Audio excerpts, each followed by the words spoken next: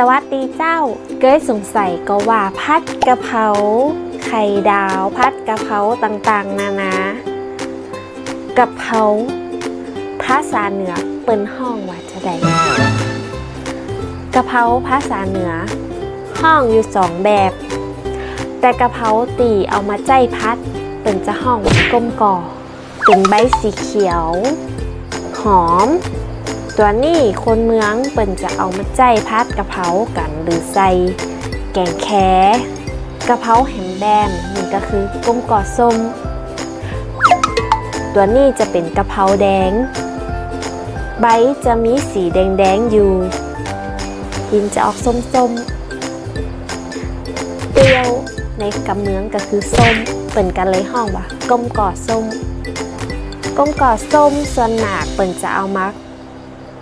เป็นเครื่องเคียงนะเจ้าหรือเอาใส่แกงยังบ้านเย่ยนะเจ้าก้มก่อส้มจะนิยมเอามาใส่กับแกงมะน้ำแก้วมะน้ำแก้วก็คือฟักทองแต่เวลาไปสั่งกับข้าวไปสั่ง